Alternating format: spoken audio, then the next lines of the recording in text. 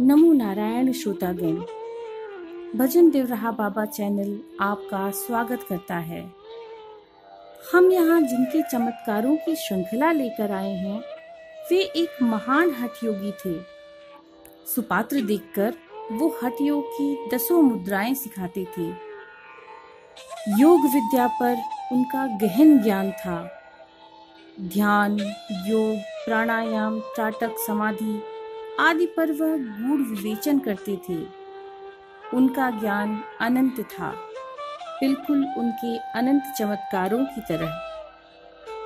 तो फिर चलिए शुरू करते हैं इस श्रृंखला की अगली कड़ी, जब बाबा ने स्वप्न में प्रवेश किया।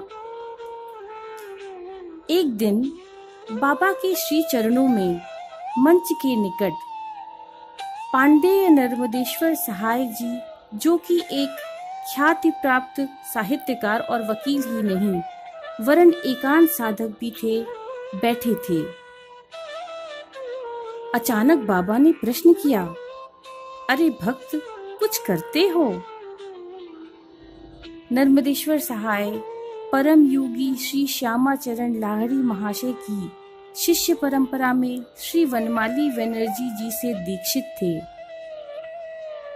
बाबा का प्रश्न सुनकर बोले, जी हाँ प्रभु, थोड़ा बहुत। बाबा बोले, अपनी क्रियाएं दिखा सकते हो? सहाय जी ने कहा, क्षमा करें प्रभु, गुरु की आज्ञा है कि ये क्रियाएं गुप्त हैं, परिधि के बाहर के लोगों में इन्हें नहीं दिखाना। बाबा हंस दिए और हंसकर चुप हो गए।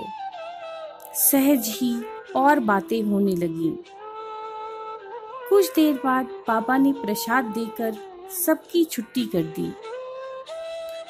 सहाय जी भावुक व्यक्ति थे। उनका मन दुविधा में पड़ा रहा। घर पर आके वे खा पी के सो गए। स्वप्न में उन्होंने देखा कि वे अपने मकान की दूसरी मंजिल पर स्थित एक कमरे में बैठे हैं। सामने वनमाली बनर्जी जी बैठे हैं और योगाभ्यास करा रहे हैं।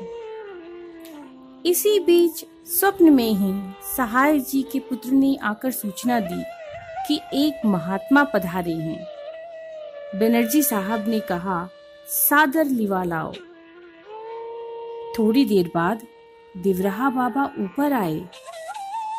वनमाली बनर्जी जी उनसे बड़े प्रेम से मिले और दोनों साथ बैठ गए।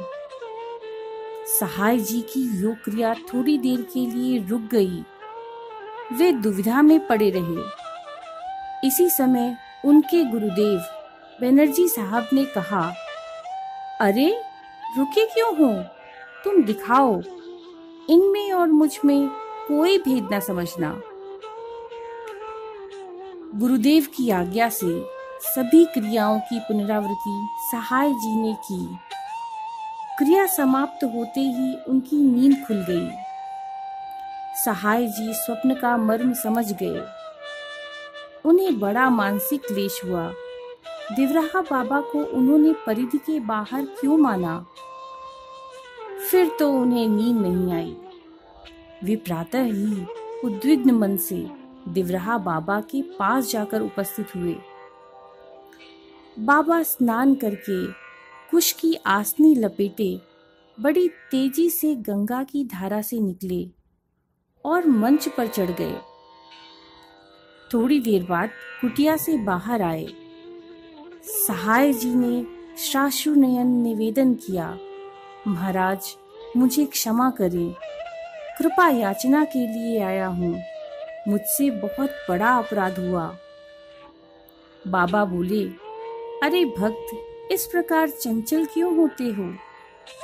सहाय जी ने कहा, मैं अपनी क्रियाएं दिखाने आया हूँ महाराज। तो बाबा बोले, मैं तो देख चुका हूँ भक्त, चिंता मत करो, कष्ट करने की जरूरत नहीं है। और सहाय जी सन्न रह गए। तो क्या सचमुच रात के स्वप्न में बाबा ने उनके गुरुदेव के साथ उनकी योग क्रियाओं का अवलोकन किया था?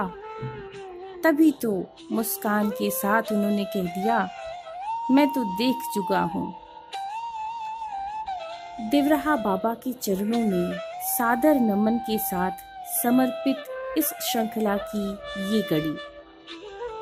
ओम देवराय दिगंबराय मंचासनाय नमो नमः।